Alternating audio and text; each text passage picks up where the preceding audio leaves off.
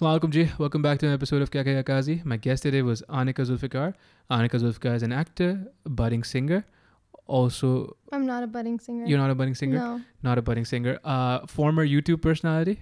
We don't talk about We that. don't talk about the YouTube personalities thing stuff. We get to speaking about her experiences in diaspora, her experiences with traveling. We did. Come on, we did. Don't be a contrarian. Just don't. Don't be a contrarian. Okay. We also spoke about trauma, about healing, about the importance of therapy, about the importance of holding, and about doing meaningful work. And also her latest projects in the realm of acting in Pakistan. Say yeah. Or kuch? I mean, I don't remember talking about any of this shit, but sure. This happened. This Perfect. happened just now. Amazing. We'll Yes. see. Enjoy.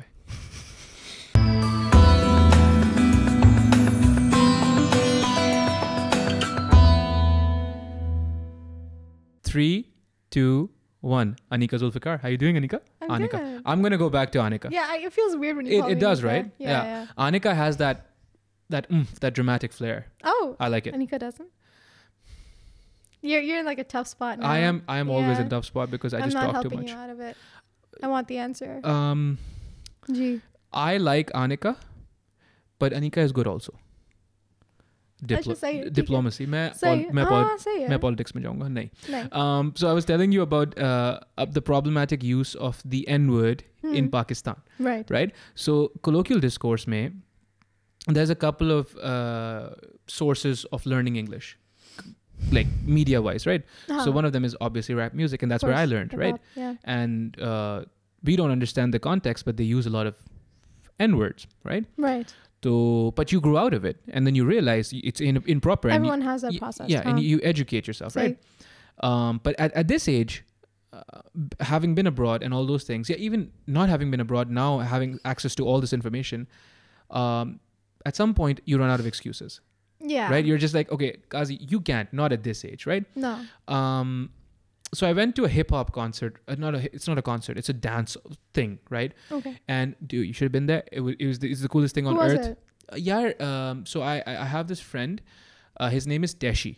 He leads this group of dancers called Anarchy, right? Which is, I'm like, fuck yeah, Anarchy. I'm down with Sounds that. sick. Yeah. Yeah. G. Alright. तो जो है, for everyone listening, अच्छा, these mics were procured for this reason. इनमें शायद वो आवाज नहीं आई हो, Okay. but हमें आएगी. Okay, ठीक है. हाँ, Yeah, cool. whatever. It's fine. So we're just poker face. So there was a dance battle. Basically, it was a battle, right? And one of the promoters, or whatever, they were mic jockeys or whatever, MCs. One of the MCs literally goes, "Y'all N-words ready for this?" And I'm just like, "Oh no!" Ugh. Right? ये यहाँ पे हुआ था. यहाँ पे हुआ था, and this guy's my age, right? Oh. Right? So that's so he's late ugly. 20s, early 30s. I'm like, but the thing is, here's the thing. Obviously, not all brown people are brown. He is a darker shade than I am, but it's not about the shade. It's about the history of violence. Yeah. That's what that word, and it's about the agency that those people were robbed of. That's why they can use it and you can't. Exactly. It's a little more complicated ये than समझ नहीं आती ना कि अच्छा अगर वो लोग एक दूसरे को कह सकते हैं हम लोग क्यों नहीं कह सकते हम लोग तो गोरे नहीं हैं हम लोगों ने तो अप्रेस नहीं किया इनको. No, just don't say it. Yeah, just don't say it. Yeah. So the same way we can say Paki, we shouldn't, but we can. Yeah. And you wouldn't like other people saying that to you because there's a history of, again, subjugation and violence and hijacking of narratives and that sort of thing. But anyway, so he said y'all, and a lot of us oohed and ahhed and we're like, oh no, because we were having a lot of fun. Yeah. Because you need to understand, some of these people are walking on their hands and they're spinning on their heads, and I'm just there for it. But what's it called? Yeah. So the other MC, he goes on and tries to, point out that wasn't all right, which I had great appreciation for because it takes a lot to do that. Yeah, but the way he did it also, there was tact. He didn't go, "Yaar, aapne N-word use kiya, ye galat hai." He goes, "Oh, so you're mine. Oh, wait, no, I can't say that. That's not something, Yeah.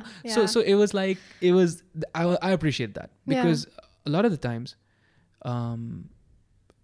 if you want to say something to someone, you need to avoid antagonism. Right? Say, yeah. A lot of times I think in my life, dil pe haath, a lot of times I would have been very open to whatever advice was coming my way if I just hadn't been antagonized. Right. You know, in some way or another. You go on the defensive instead of understanding what the person's trying to say. Yeah. Now that we've started off with that, let's introduce you. Sure. Yeah. Yeah. Perfect segue. Yeah, of course. Find one. Find a segue. There is none. There's a segue. So growing up in Canada. Oh. Did you? Oh wow. I don't know. I'm genuinely impressed. I didn't think you could segue that. ये देखिए मैंने गुरूर नहीं किया. Mashallah. अल्लाह रहम करने वाला है. सही. So I did. You grew up in Canada. I did grow up saying the N-word. Oh wow. Because I lived in Brampton. Okay. Which is in Canada. Yeah, it's in Canada. It's in Toronto. Uh-huh. It's the brownest place ever. It is.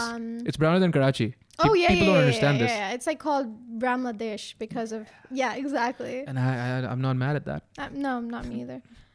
It's usually said with like racist connotation, but yeah, fuck those guys. Fuck it, whatever. So in school again, the whole thing where it's like, oh, hip hop, this, that. Your black friends were too, I guess, ashamed or whatever to say, hey, don't do that, or they themselves weren't like as educated on that because it was just teenagers who were like 15, 16. Were they confused about where to put you? Because you're also not white, you know? So that's the thing though, because like I said, Brampton is, I don't know what the actual numbers are, but I want to say at least 60 to 70% Desi. I think that's reasonable. Sure. Yeah. And I went to a Catholic school. So there was more of a balance there where it's like, okay, there's white people and then there's black people. Our school was 10 years before I went, or maybe less, it was almost predominantly black. Which is awesome, I think. I know. I don't know. It is. But it's now I look back and I feel kind of sad. I had gone to that high school, I think, in grade 10 and grade 11 and 12. And I didn't have any black or even almost no brown friends. I didn't. I don't know. Maybe it was because I went to theater, and theater was like predominantly like Italian and some, Asians, like Filipinos. Yeah, that must have made a difference. Maybe. How could it not, right? Honey, for sure. And then I don't know. I don't think I get to judge my teenage self. No. Okay, no. But it's also like it's kind of sad and disappointing that I had so many opportunities to learn about people's culture and get to know. Obviously, I had a lot of respect always. But I don't know. But high school was just a whole trip. Like, I could go on and on about my high school experience. But okay, so you're not done growing though, True. Yeah. So there's no reason to, No, but like, we everyone said the N-word, even in front of black people.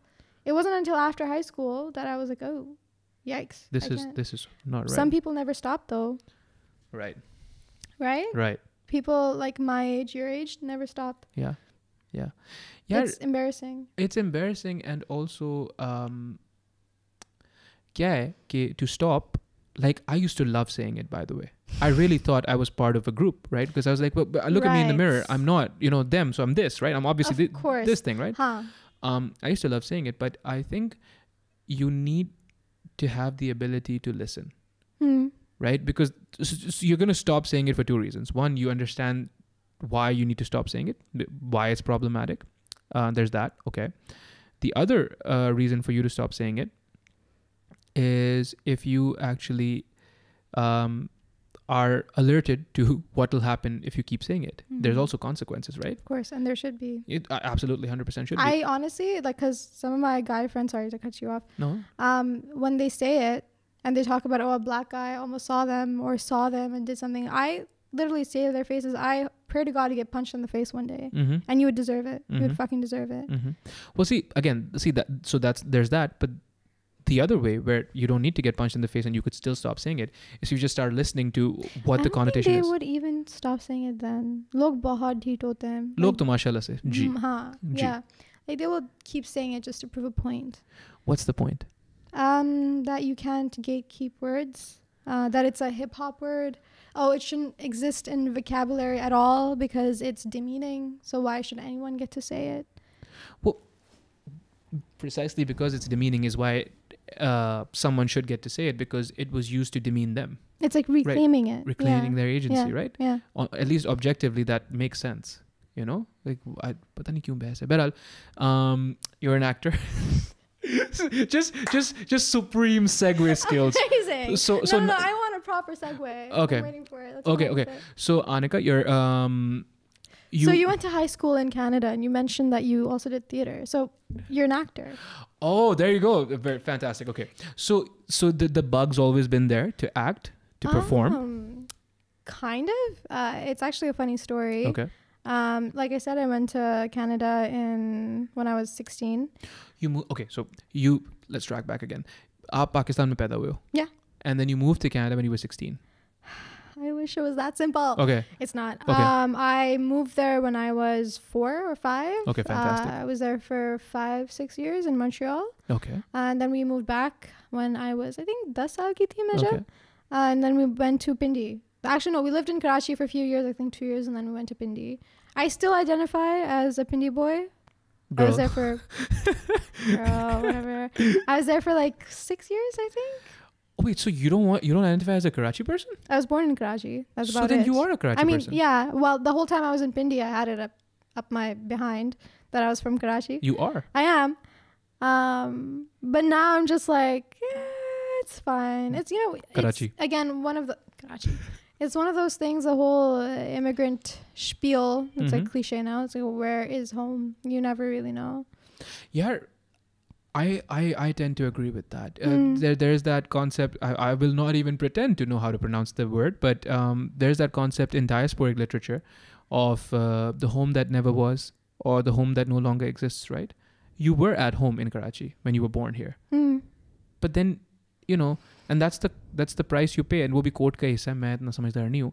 वो court का हिस्सा है कि, and that's the price you pay for loving and living in multiple places and loving multiple people. मतलब from all different backgrounds and stuff. So yeah, I agree. I don't know where home is. I was born in Hyderabad. I lived in Hyderabad till I was 16, and I swear to God, I never thought, I would have sworn that I never wanted to leave. I wanted to die in Hyderabad. Yeah. But then I moved to Karachi, and I'm like, oh well, now I never want to leave Karachi. By the way, I was dragged to Karachi. I didn't want to leave. I didn't want to come to Karachi, and then I was dragged out of Karachi. I didn't want to go to Kuala Lumpur. When did this happen? I was 19. When I was 20. I want to do my university here. I want to live in Karachi for the rest of my life. I was dragged to Kuala Lumpur. I was like, I don't want to go to Kuala Lumpur. Then I fell in love with Kuala Lumpur. I was like, no, I don't want to leave Kuala Lumpur. Then I was dragged to Toronto, and they're like, I'm like, I don't want to go to Toronto. But then I fell in love with Toronto. They're like, oh, now you're going to come back to Karachi. Now I'm here. Kind of full circle, but not really. Yeah. The last one, I took the decision myself. I was like, I want to go back. Agency is very important. Oh, it's I think the most. Yeah, even if you know it's going to be the best thing for you, that your agency is most important. Yeah. Beryl, I am sorry that I segued from your segue of the introduction. You know what's funny is I actually remember what we were talking about. That never happens. Yaar, bus, mashallah, say that's... I think we're about to go off into... Dude, let's go, dude. Let's go right now. All right, let's do it. So you were... So 16? Yes. Multiple back and forths, but then finally you end up in Canada. Vapas in Canada in grade 11. And again, the whole thing where I didn't know where I belonged. My sister and I wore hijab. I wore it until I was 18. Okay. She wore it until she was 22. Okay. So she only quit very recently. But it wasn't your decision to wear the hijab? It's weird because what do you really expect from a 9-year-old? Because I started when I was 9. Okay. So then the whole thing of agency also comes into that, where it's like, can you really trust a 9-year-old to make a conscious decision? No. I thought I wanted to get married at 16. I was almost engaged at 16. That's a whole other story. Have I never told you that one? You've never told me any of this. Maybe I'll talk about it. Maybe you will. Yeah. But yeah, no, what do you really know at that age? You don't. But what's funny is when I've noticed that other, women online who are visibly hijabi and then they quit, I didn't have that struggle. I was not visible then by anyone at all. Like I was completely invisible. I'm kidding. I'm not. No, I was not. I was John Cena. Anyway, that's terrible. It's horrible, dude. But dad jokes, right? I'm old. Come on. No, that's terrible on my part. Okay. Where the fuck was I? Oh, you were telling me about how you did not go through the struggles of... Khair, what I was saying is, they say you have a choice until you take it off, and suddenly you are vilified for it. Even though throughout, everyone tells you it's your choice to wear it. It's not until you quit that you realize that it never really was, because there's a huge backlash that's waiting for you. Also vilified, the people who are vilifying you, I have a bone to pick with them, because... So you're telling me you're the ideal Muslim. Like, you're telling me if I opened up the book, you're meeting all the parameters? See, that's the thing, though. Yeah. It's kind of the flip of that, where it's like the person who's wearing the hijab is the representation. Sure. So they're like, okay, we're pinning like you to represent us. So now suddenly you take it off, because to a certain degree it's true, you are visibly Muslim. You are. Sure. It is harder for sure. The beard and the hijab. Yeah. It is harder for sure. You're attracting a lot more hate, a lot of racism, a lot of Islamophobia, a lot of othering from your peers, whether they're Muslim or non-Muslim. So it is a struggle for sure. Sure. But it is not taken lightly at all when the person decides to take it off. Like, they're not met with mercy or kindness, compassion, none of that. Or peace. No. It's like, oh, how dare you? Khair, you were going to say something. I was going to ask you where you caught the bug, and you were telling me about you took the hijab off at 18. So 16 to 18. That's yeah. So I, felt very self-conscious about it, because suddenly the hijab, you had asked if it was my choice. It was to a certain degree, and it wasn't to another. I wore it because it was convenient, I think. Yeah, it was very convenient to be seen as a good girl and to not be questioned. I didn't used to pray. I didn't used to fast even, I don't think. I tried to be a good Muslim in other ways. Now looking back, I really wish I hadn't shamed myself out of... Sorry. It's okay. I wish I hadn't... Oh, snap. Assalamu alaikum, Shah. No, it's not Shah. Wait. Oh, it's the... Oh. Assalamu alaikum, Sayyid Saab. I always Shah first, right? What am I going to do? Oh, sweet. Oh, Mike. Oh, I can feel the tension right through the... It's what it is, man. Oof. It's that intensity. It's what are you going to do? I'll set it up. I'll make sure. Thank you. You're welcome. I appreciate you. Where was I? I have no idea now. Perfect. Beautiful. He's got me all hot and bothered. I'm so sorry. What was you were telling me about how they vilify you and how you become symbolic, and you didn't used to pray, you didn't used to fast. Exactly. So I was just all of the aunties' favorite, and I just to think I was that person is very weird. I feel like I've lived a few lifetimes. But khair, ye sab tha. So then when we came to Canada, obviously that's taken away. Suddenly it's like, okay, am I doing this for myself and because I want to, for God, or am I doing this for validation? And suddenly the validation wasn't there anymore. Right. So then I was like, I started to panic. I went into like a whole identity crisis mode. Obviously at 16, 17, you start to. Yeah. So I was extremely anxious. I wouldn't even go into the cafeteria. I would go to the library or the washroom for lunch. Holy shit. Yeah. I was just like, and no one was demonizing me. It was just, I think it was all in my head. Because again, everyone generally where I was from, they were very tolerant. And my sister also wore a hijab, and everyone, khair, it was in my head, and I was just like, yeah, I'm not being my true self. I felt removed from myself even at that age for various reasons. And then one day I just decided that, well, apparently all the freaks and the people who don't belong go to theater. Right. So that's how I ended up there. All the freaks and the people who don't belong. Exactly. And it's kind of true to a certain degree. But it's also just like Glee and High School Musical, who kind of, Yeah, they've kind of, yeah. Yeah. Sure. I'm glad I did, though. Yeah. I am also glad that you did. That makes two of us. So then you go into acting, or theater at least, right? Theater acting at the age of 16. 16. To what end did you see yourself acting on stage in movies, or what was it? I think I didn't even know I could act until I saw I did a monologue one time. Okay. And I just caught a glimpse of my drama teacher nudging his assistant, being like, look at her. Mm-hmm. And I was like, okay, I guess I can act. And Sure. then, so basically I did, okay, I'm not going to get into the technicality of it, what happened. But we'd get the marks back for our performances. Okay. Because I went to theater club, and I also went to drama class. Okay. So I get my test results back and stuff, and they'd be good, and I'd be like, okay, I guess I can act. And generally it felt very, not to be cliche, very healing, very grounding. Okay. It was very meditative to memorize and then go up on stage and say it, and the whole adrenaline of being on stage and having an audience. Losing yourself in the character. I don't think That's it really cliched. No, it's not cliche. It's actually true. Yeah. It didn't get to that point, I think, until my last year of high school, where, I got like the tiniest possible role. And even in the first one, I was so happy to get a part, but then I found out that everyone who auditioned got a part. It was one of those. Okay. But it was fine. That's fine. Yeah. Yeah, that's fine. But yeah, it was a very small part, but I just played it to the max that I could. I was really good at that. I was always very, very emotional. Okay. So I was like, okay, I can channel my feelings into this. It was the role of a mother who had lost her daughter. And it was like a press conference.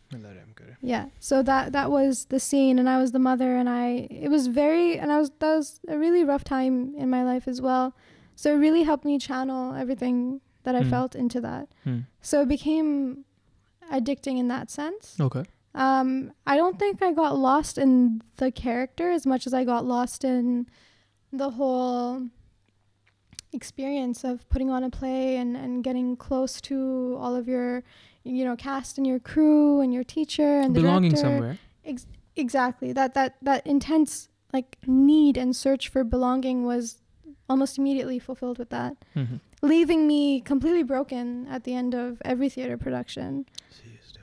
And I'm kind of still, I don't think I'm going through that right now, but when I was leaving Honza, I kind of had right, that. so we need to get to that as much as we can talk about it. Just skirting the line. But okay, so from that, there was that whole stint on YouTube and stuff, and then you moved past it. Yes. Because that's all we'll talk about that. So then you amassed a bit of a following. Yes. Right. Do you think there's an equivalency between theater, where the audience is right there, to social media audiences, because you have quite a bit of followers on Instagram and stuff, right? So did the theater at all prepare you for that? It's almost like I have that in a vacuum, if that makes sense. And I think in our conversations, maybe you've realized I don't think about it. And for sure, no, theater didn't at all. Theater is just so, I think that's the beauty of theater as well. It's very obscure. Okay. Right? Sure. Yeah, it is. Yeah. It's a visual experience. Unless you're like a huge Broadway theater actor, I don't think there is much recognition on such a digital platform. You know what I mean? So can anything prepare you for that kind of rise into prominence in social media? I really don't think anything can, unless you're used to being the center of attention. So unless you're a narcissist, is what you're saying. Sure. No. You can be the center of attention and not be a narcissist. I mean, I wouldn't know. But anyway, no. But it's weird though, because for me, again, I went from being like extremely socially anxious, like literally hiding in the washroom to avoid people in the cafeteria. That's an upsetting image, no? Yeah, that's heavy. I see it as my origin story. I romanticize the fuck out of my life. Like it's how I survive. You did go to drama school and stuff. I mean, sure, but also like anything bad happens, I'm like, main character moment, check. Sure. You know what I mean? So I'm like, oh, this is for the plot, clearly. Yeah. Dissociation, I guess. Yeah. It works. Or turning it into your strength, which is what you're doing. Honestly, I definitely do see it as that. And I think romanticizing my life has served me quite a bit. Well, there's only one of you, right? So you are going through your character development arc, and inshallah. True. You know, And I generally hope that, I wish for people that they're able to look at their life the same way, because you attract more of that kind of energy when you are open to it. yeah, देखो ना, shifting your paradigm can save your life. It's everything, right? Viktor Frankl, he was a psychotherapist. He was also someone who survived 2 Nazi death camps. Being a Jew, survived 2 Nazi death camps. And, when asked, he's like, what's important is not to tally how many people died. I'm paraphrasing, but what's important is to figure out why even one survived. Because you're not meant to survive things like this, and yet people do, right? And his answer was, that's because the people who survived had a grasp on their meaning governing principles. And that can be whatever. It doesn't have to be faith. I mean, faith is the easiest because it's divine and there's strength in that. But it could be your great love for a craft. It could be your great love for a person. It could be anything, but it sustains you existentially. Oh, yes, for and yeah, dude. I guess you just have to figure that out on your own. Yeah. Very true. But sorry, completely tangent. Just go. Completely. Just go. What's it called? But do we turn around or do we take another tangent from a tangent? I think I meant to say something and I went off. So I think I can go back to that thing. I think I was going to say, when you're actually not used to being validated in the way that amount of people do, you kind of become hooked onto it. Sure. I don't know how I didn't. Because again, I feel like I'm still kind of in denial that like I do have a following and people know me, and sometimes I get stopped in the street, like even in Canada it's happened, but I think it's the whole other thing where I feel like I will only take it in. Maybe I probably, knowing myself, I won't even then. I really just see the weight of it when I feel like I have earned it, or if it's for something that I want to be known for, which is acting. Okay. Which is, inshallah, very soon. Inshallah. Yeah. I hope so too. But you know what that is, right? That's imposter syndrome. I mean, how did you have it? I mean, you have the following because, whatever, because it was ordained. True. Right? Yeah. So then it's yours. Yeah, that's so true, because I was actually explaining this to one of my friends, and he was telling it to someone else, and it's nice to hear it affirmed from someone else, because sometimes you're not able to खुद को explain करना कि हाँ ये सच बात है, because it's like हाँ वही imposter syndrome. Yeah. It really sabotages you, because you can't see your worth past what your flaws are. Sure. Right? Sure.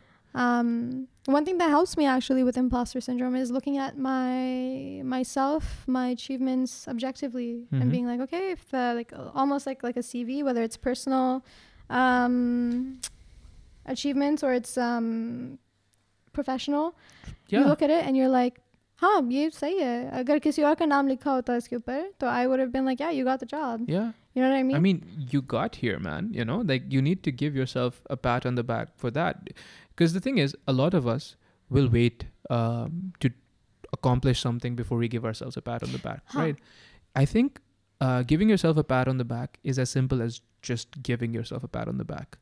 But I don't know, is having amassed a following something that's worth giving? No, it's a consequence. No, ज़ाहिर है आप. It is a consequence. हाँ, it's a consequence. वो तो आप नहीं, ज़ाहिर है इस बात पे नहीं कि यार मेरे जो है लाख फॉलोअर हो गए तो अब मैं अपने आप को शाबाशी दूंगी नहीं, but you did something to get it. People have parties when they get like 100K or 10K because they know how to monetize it, and then it's money. That's right? And that's good. Like I wish I could be one of those people, you know what I mean? And it's true. It's I always say this, like followers and clout is a currency now. 100% is. Yeah. Always has been though. I mean, sure. Yeah. But like directly, like the followers means brand deals and how much they're willing to pay you according to how much. And that's why a lot of people end up, and that's the other thing about your followers, is that they're all actually genuine followers, right? Because a lot of people will then what they'll do is to shortcut, to kind of circumvent the whole work that goes into it. They'll just buy followers, right? And that'll end up getting them brand deals as well. You know, No, until it's actually until the brands get savvy, which is what they've done now, and they're like, exactly. nahi ye party, nahi. Exactly. You know, exactly. Yeah. It's a dangerous thing to go down. I think Definitely. instant gratification and all those things. Oh, for sure. Yeah. Yeah. But Beral, so you were in Canada till very recently doing theater, right? And then you got an opportunity, which is why you came back, which is why you were in Honza. And what? Okay, so what are we at liberty to discuss? Can we at least know when it's coming out? No. I would tell you if I knew. Oh. We're running into delays. Oh, okay, that's fine. That's fine. Yeah. Yeah, that's fine. As these things happen. I mean, they probably just planned it. Hopefully by mid. Nah, they're just like, we don't know. No. Just for the culture, we'll delay it a bit. Yeah, what you don't know can't hurt you. True. I mean, no, that's so false. I guess. Why did I just agree with that? I don't know. Confidence, because I said with confidence. Mashallah. And I fake this accent. You know, diaspora complexes and all those things. Of course. You know?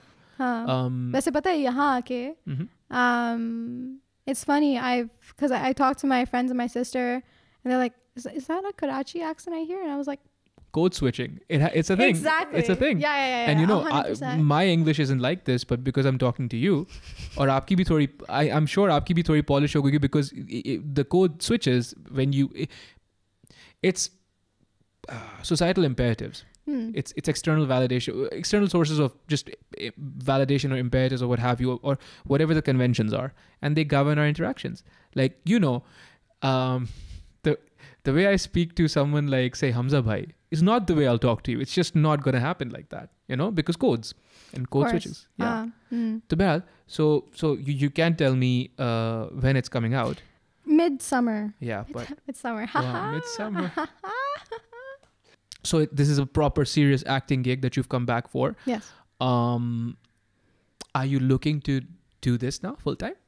I mean, I always have. Yeah. But like, you know, movies and television in Pakistan? It depends.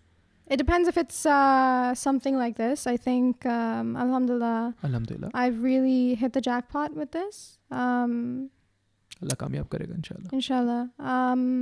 I know that these projects like these aren't very common. Okay. In Pakistan. So who knows? Inshallah, I'm hopeful that I get to do. My thing is ke the work that I want to do, I want it to be meaningful and impactful. See, that's a problem, right? Like exactly. It's not. That's what I was going to ask you. That was my next segue. Locked and loaded. Oh, you're ready. Do you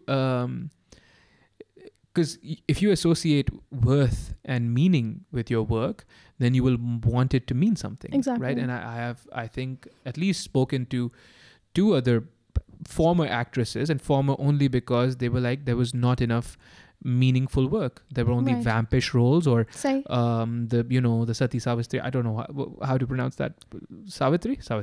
Yeah. But you know the obedient daughter, of or course, daughter-in-law. The good girl, the decent. Yeah. And then there's I'm never gonna play a good girl character unless I get paid extremely well. Yeah, dude. So okay. So there's a price. Probably not. What? No. Okay. What if 50 lakhs? You know, what if they're just like, take this money? There would have to be other factors involved, but nay. If it's just so no black and white characters. You want nuances. Nuances, sure, but I think because I've played into the whole good girl thing in the past. Right. And that is primarily what I do. So my segue into the film acting was through music videos. Through music videos. Yeah, interesting. Yeah, like Indian music videos. So I did a lot of good girl roles in that. Oh, even in those? Huh. Okay, so you're sick of those? Huh. But also, like, I just don't want to feed into it. Okay. Yeah. Because I know the consequences. I've faced them. Right. So it's a personal thing for you then? Huh. You were going to say something. I was just going to say I had designs of losing. I think I need to lose maybe 5 or 6 more kilos. Shave my head. Grow out my beard. And then I will try to be cast as the villain in all dramas. Every kind of drama. Just cast me as the villain. Look at me. You do not look like a villain. Look at him. Absolutely do. No. How about no? No.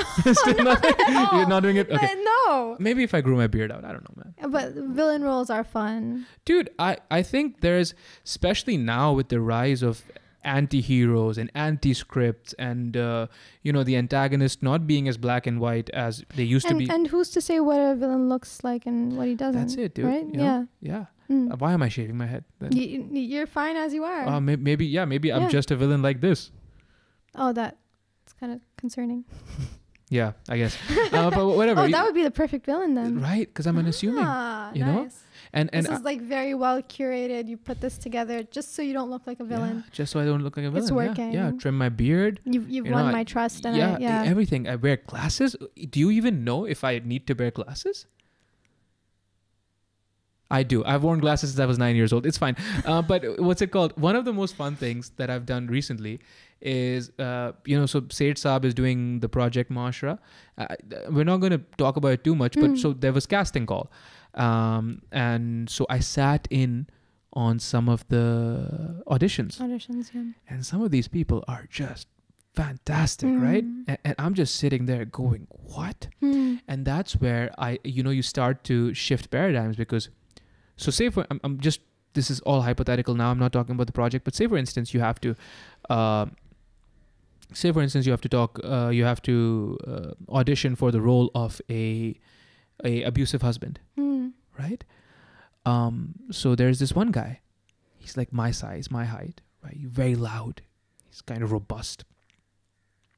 But that's a cliche. That's a stereotype. That's like, yeah, if you this is sensitive obviously, but if you think of someone who is abusive in the domestic situation, you think of someone like that. That makes sense, right? So that was one of the auditions. Next dude comes in, 6'3", clean shaven, right? Thick head of hair, good looking, colored eyes. And I'm like, but this is way more terrifying. Exactly. Because this is completely acceptable in society. You never see how could this guy be wrong? How could this guy do anything wrong? Patriarchy and all those things, sure, but even otherwise, this guy is like the quintessential hero. Of course. Yeah. He's tall. He's like he's 6'2". He's good looking. He's built. Instant hero. Yeah, instant. And I'm like, this is freaking me out. Absolutely cast this guy. So it's just. It's stuff like this that really, I mean, you want to at least encourage critical thought about what a hero is or what a villain is and all those things, right? Well, ye bhi hai na ki as soon as we look at someone, we already put them in a good or bad box just by what they look like, especially their features, which are very affected by Eurocentric standards. Sure. It's clear as day. You will hardly ever see a beautiful, dark-skinned person in a positive role. Sure. This actually happened to me while like someone who is aware of these stereotypes. It's very subconscious, right? It's like built in. I was watching a drama with my mom one time, and I'm obviously not going to name actors. This actor, huh? Aren't you? No, I'm not. Okay, all right. No, because I love him, and I don't want to, say that I thought that he was the villain immediately. Okay. But you did. I did, because he has only ever played villain roles. He has darker skin. He has like a more, I guess, stern face. But I think mostly for the dark skin is why they cast him for negative roles. And he wasn't playing a negative role this time. Oh. And I was like, oh. Oh no. I was like, wait. This guy's bad. She's like, nay, that's the heroine's brother. He's the good guy. And I was like, I immediately thought that he was the villain. Just because he's been stereotyped because of his skin in a lot of villain roles. That doesn't make you feel good, right? No. But the thing is, the societal programming. It is programming. It's powerful, though. Yes. You can't blame yourself. No, but it's more so like, damn, like I expected better from myself. Because I think, that's a whole other thing. Yeah. That's a whole other thing we could get into. Go into it. I also lost my train of thought. Oh, wonderful. So the thing is, when you were describing this person, I'm like, yeah, that's me, man. I can definitely be a villain. Guys? Yes. Yeah, right? Yes, 100%. Yeah. Thank you. And that's all I wanted, really. Yeah. I just wanted that. Yeah. So we met on Clubhouse. Yes, we did. Segue Central. Yes. We met on Clubhouse, as I did with a lot of other people. Nazar, Ali Bhai. I mean, Ali Bhai I knew before Clubhouse. Ali Bhai, I'd been on his podcast. And he might be coming here. So yeah, inshallah. Nice. Inshallah. Oh yeah, I just spoke with him 2 days ago. Yeah. So we might we might do a podcast. You want to be on a podcast with him? Fuck yeah. Yeah, Let's do do that. it. Yeah. Yeah. Just talk all the shit, all the diasporic shit. Let's talk. What's it called? But yeah, so we spoke on Clubhouse for the first time, and the first time we talked, we were making fun of each other's names. Right? I need to, because how could I do a podcast with you and not say Anika Janika? Right? How could I not? I thought you were saving it for the end, but good. No. No, you couldn't resist. No, I can't. No. I mean, we can do it No. again. We can do it twice. Ah, of course. Yeah, of course. It doesn't get old to me. Not at all. At least, Never. right? And that's also why I refuse to pronounce your name properly. Say. And it feels weird when you call me Anika and not Anika. I'm like, Anika, it just has that flair, and also then I can say Anika Janika. Ya nahi Anika. Ya ab Anika ko Janika. Do you have more spins on it, or is that? Yeah, pata hai kya? I think I'm generally slow, right? And I'm also a simple person. So same. because I'm happy with these three, I don't. That's it. I was like, I'm happy. That's fine. Take it. You have to be just. You just I have don't to be need to content. be, on my toes and be like, fuck, what's coming next? Yeah. Just like Anika Janika. Anika Janika. Yeah, that's it. Let's stamp that. Let's copyright it. Anika ko nahi ghabrane ka. See, I can, right? Oh no. Ab Anika ko Janika. Anika ko Janika. But what's it called? Okay. Yeah. So what were your experiences? So obviously not divulging any details that you can't. What were your experiences like in Honza? Oof. I mean, so we all, I mean, not we all, but I've at least seen the Shah on your stories, Mario Onera, and the wonderful bond that you've made with these people. But what was your experience like interacting with them, but also just doing the work? Like now you're essentially doing what you want to do. Yeah. Inshallah. So how's that? It felt very surreal, I think. Okay. Because I had asked for exactly this from Allah, from the universe. I had put Honza, like the view from Baltit Fort, on my vision board. That's ridiculous. For 2020, actually. MashaAllah.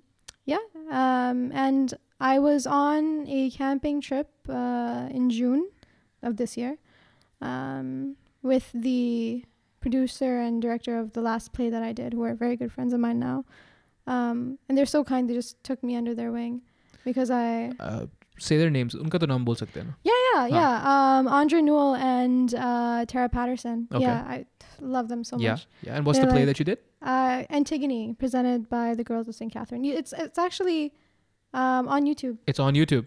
Yeah. It's on YouTube. All right. Yeah. Okay. You might need a password, but it's Yeah. let's not get into that. Okay, I'll give you the password if you want to watch it. I get the I have a password. Yeah. Yeah, you got it. Anika ke saath jaane ka.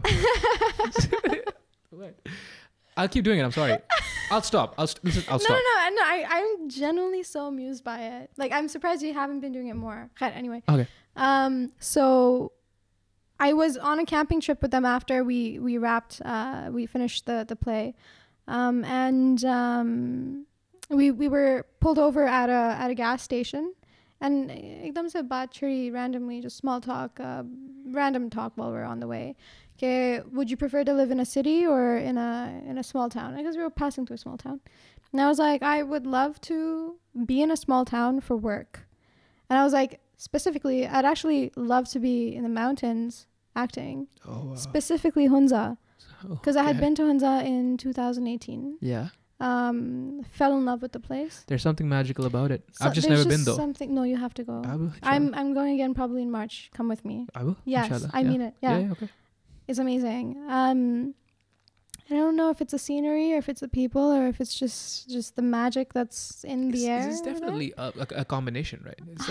For sure. 100% literacy rate doesn't hurt. Yeah, it's utopic. Yeah. It really is. Yeah. Shah always says that it's a cult and they're all covering it up, and I say it's because he just can't trust good things. I mean, Shah is positively... He's very positive, very positively positive. critical, and I very positive. Not at all. He's not positive at all. But Shah would be a wonderful villain, dude. He terrifies me sometimes. Oh, for good reason. Of course, yeah, right? Yeah. I think as far as talent goes, I've met very few people that are as talented as him. Like the way his mind works, right? And also how in tune he is with his own style of content creation.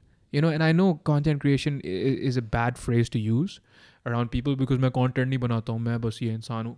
Cool, dude. Okay, but content creator isn't a bad thing. We're all making content. Right. Writers are content creators, producers and directors. Everyone's a content actors. All content. Khair jo bhi. He's so in tune with you know, allegories and farces, and it's just fantastic. But he terrifies me because of that stoic expression. Oh yeah. You know? Yeah. He could 100% be a villain. Yeah. It's so funny. You have to get him on the show. It'd be hilarious. Absolutely. Yeah, but the last time I met him is the only time I met him. I had stopped the podcast. Oh, that's right. And you know, we were chilling in the studio, or last wala studio, while I was, you know, tearing it down, and he was there, and he's just like, I would have liked to be on your podcast, just like that. And I'm just like, yeah, dude, you're always welcome. He's like, well, I'm here now. And I'm like, well, I've stopped, you know, I've done the last episode. What was that live podcasting? Yeah, the live podcasting was, so what I would do is I would get a guest and we'd sell tickets. We'd book a venue. Me with Natalia Gul from the Jungle PK. She's a wonderful comedian and also a content creator. And we would just get a guest. So we did it thrice. And it was generally a good experience because I wasn't expecting 60 odd people to just sit there and listen to us have a conversation. It's eerie sometimes because this is comfortable. Once you get used to the cameras, this is like, okay, whatever, just two people talking. That it's there. Yeah. But you can't forget that 50 people are sitting there, exactly. right? They're coughing and they're breathing and some of them are ordering drinks or whatever, right? And we're just talking. So the first one was me and Akbar Chaudhry, brilliant comedian. If you haven't, you must check him out. I will. Yeah, great. Truly a proper comedian, you know. The second one was Shahzad, you know Shahzad, right? And those were good back and forths. And I think conversations of that sort work with an audience. Third one was Kaif Ghaznavi. Now, she is a brilliant theater actor and she's also a teacher. And she's done a lot of good work. And the conversation mainly revolved around stigmas around acting, what's proper, what's improper, decency, haya, sharam, and women empowerment and all those things, right? But I realized that conversation is suited for a podcast and not for a live. Right. You know? You need to pick and choose. So that's what it was. That's what I was doing. Or unfortunately, tab bhi shah nahi tha. Right? So I just missed him on all of those. So I would definitely also... I think you had invited me, I remember. Of course I have. Then I was like, wait, how's that a live podcast? How's that just not an interview in front of people? Because, so they get to interact with you. Wait, so it would be... it would be recorded and then... It'd be recorded. So that the hope was eventually... Oh, I wish I came to that. I would have came वैसे भी. I would have come like in... हो जाएगा सब हो जाएगा अल्लाह खैर करेगा unless I go into my shell again, which I have a habit of doing. You want to go into your shell right now? I mean, right now I think I'm okay. You're okay right now, but I tend to hermit quite a bit. Yeah देखो, so Freud came up with the concept of cognitive capital, you know, like financial capital or what have you, which is finite. You also have finite cognitive capital and you need to replenish it. Now, some people can replenish it by simply working out or going to therapy. Other people, it's a little more difficult to replenish it for. Yeah. Right? So maybe you becoming a hermit is how you replenish your cognitive capital. I do. I definitely... I think quarantine also had to do a lot with it. The lockdown, being by yourself so much. That was like, I think at first, the time of my life, because I was like, I have no one to talk to, no one to be answerable to. This is the best thing ever. Okay. And I think in recent years, I haven't really been able to come, not even just lockdown, like before, it's like, I think I used to be an extrovert and then I just like became an introvert. And then because of this project, seeing people every single day. So that's another factor. I think I learned to be more extroverted and I like it. I like it. But again, it's constantly questioning myself and being like, is this temporary? Is this artificial? Is this just made up because I'm in a certain environment and I'm putting on a mask? And maybe I won't be as social when I go back to Canada. Probably. Interesting. Yeah, it's weird. I think you are definitely at a crossroads. We were talking about this before the podcast. Once you hit 25 is when you're, again, I haven't read the scientific literature, but it has been quoted to me with confidence. And so I repeat it. Once you hit 25 is when your brain stops developing, right? Yeah. So that's when you've sorted out what kind of a person you are. Usse pehle aapko pata hi nahi tha. And to that end, I think ye wali bhi jo dichotomy hai na of introvert, extrovert, I think you're just, sometimes you have the resources to deal with certain things and other times you don't. And, there doesn't need to be anything else to it. That in itself makes sense. True. I think it's also... The whole extroversion thing came from Maria as well, who I was attached at the hip to in... Maria Onera? Yeah. Okay. Yeah. वो अपना नाम कैसे बोलती है? Maria. Maria Onera. मैं उनको Maria बोल रहा हूँ. Everyone, yeah, almost everyone does. It's like one of her pet peeves. हाँ. Anika और Maria. Anika, Maria. Wow. Dude, oh. Just getting on the bad side of yeah, everyone. like it's just like an itch, and I need to like. Yeah. It's okay. So Maria. It's fine. Maria. Yes, yeah. I know Maria because I have followed Momina's work. Right? And so that's where I know her from. I have checked out some of her merch as well. Cool stuff, dude. She's doing some interesting amazing things. singer. Yeah. Oof. And also that she's not even any of these things. She's actually a singer. She's a singer. Azan Maria. Let's get back to the podcast and talk about. So we were talking. You can keep this in if you want to. Yeah, we should keep in the fact that all of us have homicidal tendencies. Yeah. And you were saying about how there's been a point in life when you've been, and I have. Yeah. I think it's you said that it's comforting for you to hear other people admit at least कि हाँ हमें भी होता है. Yeah. Because otherwise you feel alone. You feel like there's something wrong with you. Disgusting, Yeah, right? Like sure. why would you want to kill people? Like I wouldn't even hurt an ant, and suddenly I wanted to kill a person that I don't even mildly hate. I wanted to kill someone. You know what I mean? So क्या होता है? Carl Jung, who was another philosopher, psychologist, he purported the idea of the shadow and the persona. He's like, and all of this makes up what is Anika or Kazi or anyone, all of it, right? So he's like, the shadow is comprised of all the things that you, as a human being, as a persona or your persona, is not all right with, cannot be all right, will never be all right with. Right. There's a side it rejects. It's the side that it rejects. And if you ignore it, right, it grows. It grows. And then it manifests itself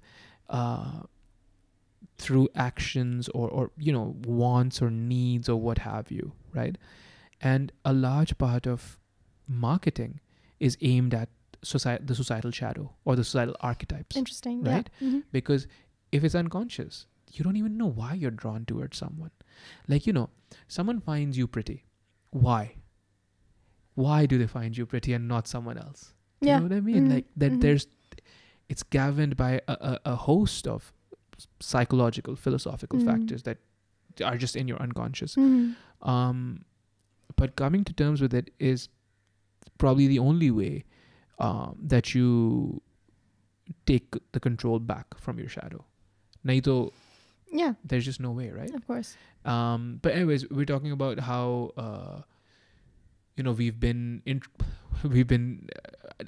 I've been disagreeable in my past to myself, right? So there's the fundamental tenets of existentialism are twofold. There is transcendence and there is facticity, right? So facticity is the concept that whatever you've done is a fact about you. There's no changing what you've done in the past, right? Whether it be good or bad. Transcendence is that you are not even who you were yesterday, right? And both of those things have to coexist for you to have a proper understanding of what you are. And a lot of existentialist morality is based on these things, right? You can't punish someone, or can't you punish someone, for something they did 10 years ago or what have you. Behral. What were we talking about before the azan? You were talking about how you're going to talk about the two tenets of... I just did. That's it. That's it. That's it. Yeah. We're done now. Oh, okay. Please, what's it? Anika ko jane ka. Anika ko ab jane ka. Ab jane ka. That should be your code word. Like when you're done. Because, so before, I should have told you this before, but we just spoke about so much other. This is the first time I'm meeting you, right? It is, but it doesn't feel like it. Because we've been talking on Clubhouse, right? Yeah. But there's so much that you had to catch me up on. I didn't tell you. So I don't start recording the podcast, I don't really have a set time limit or pre-scripted questions or anything. I just sit down with the person and Allah ka naam leta hu and just talk, right? But then so I tell them, I'm like, but you have to tell me if you're getting tired. Because some people, no, I know you're not. Yeah, I'm just like, I could talk forever. Yeah, but like some people, there's been podcasts that have been 3 hours long, right? Oh, damn. Because I said to them what I'm saying to you, but I said to them before the podcast, I'm like, yeah, dude, just go ham, man. Go ham. Go anywhere you want to go, anywhere you're comfortable going. The only thing that I would encourage you to not do is get me in trouble by questioning the powers that be. बस वो ना करो क्योंकि मुझे यहीं पे रहना है. बाकी सब chilling. Do whatever else.